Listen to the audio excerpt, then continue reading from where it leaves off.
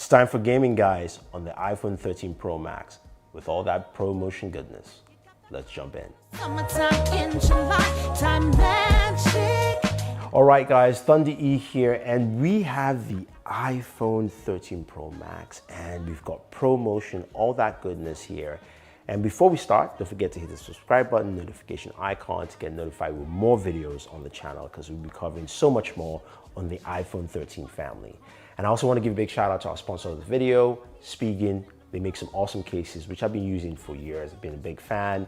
And they do make cases for the iPhone 13 series, including the Pro Max. So the Pro Max is here. I have the Sierra blue color. It looks really nice. It's a little bit lighter than I thought it will be, but this device packs in some new features that I'm very interested to see in terms of gaming on an iOS device, especially for an iPhone. It's got a ProMotion display. So this display gives you 120 Hertz refresh rate, which is absolutely great. There are no settings for you to switch on and off like you find on Android devices.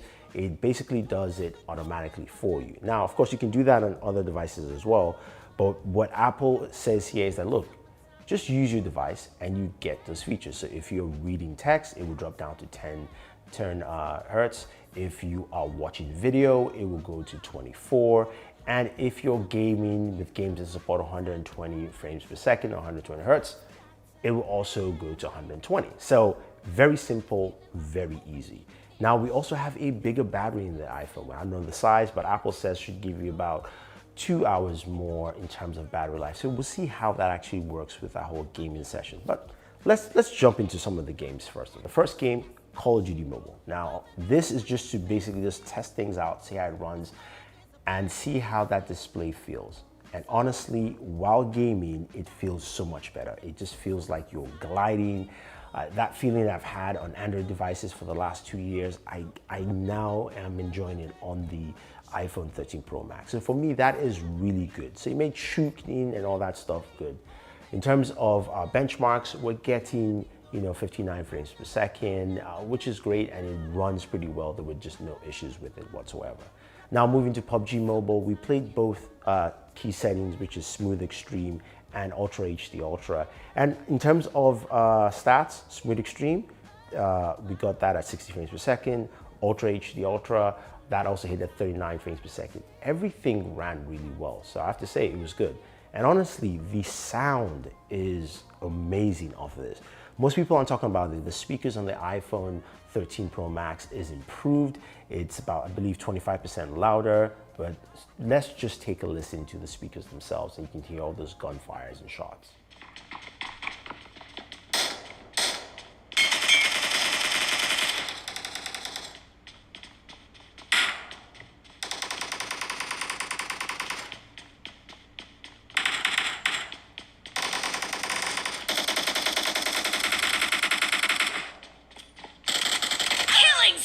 For the red team.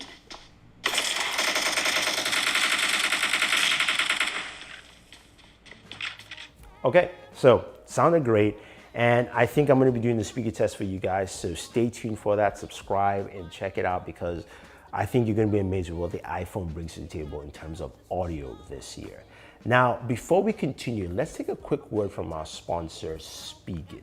Now, Spigen makes some really great cases, and the reason why I have them as a sponsor in this video is because, look, honestly, we buy smartphones and we need to protect them. And I like the array of cases that Spigen has. I've been using them for over 10 years, and it's great to sponsor with them. And normally I use the thin fit case, right? And that's the case I like to use because it's light, it's flexible, or sometimes the Liquid Armor, which also is a very flexible case to use. But recently, I like the Mag Armor case. Now, the reason I like that case, especially for the iPhone 13 Pro Max, is that number one, it allows me to use the PowerArc MagSafe connector, so I can actually charge my device while gaming, which is great.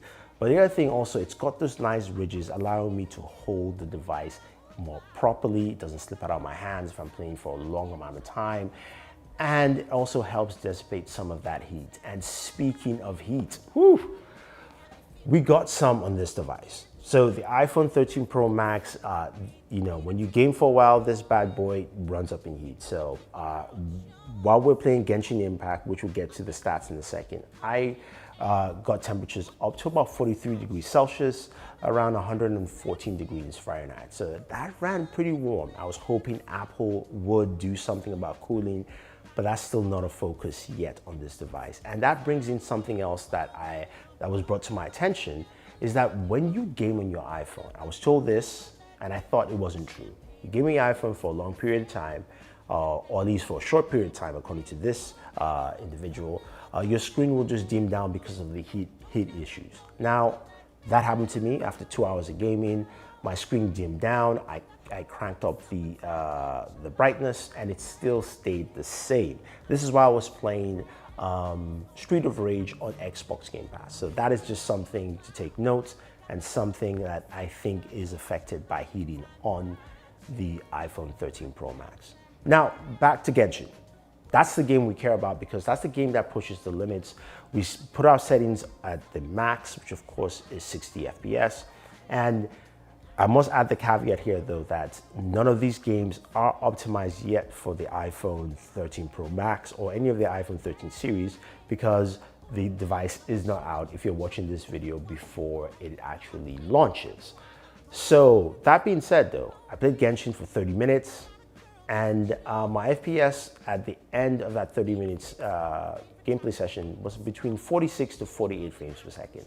Beginning of my gameplay session, it was closer to 60, about 59 to 60, and it gradually dropped down. Within 10 minutes, it had dropped down to 50 frames per second. So that's just something to let you guys know, at least within that 10-minute time frame. Now, is that something that I'm bothered about?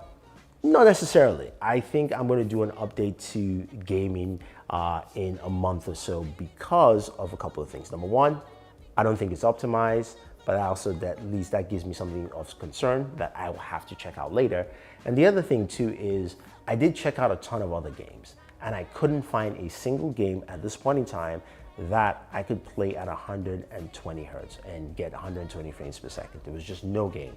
I played some Vainglory, which I'm terrible at, and Daniel is making faces because it's like, how dare you try that again?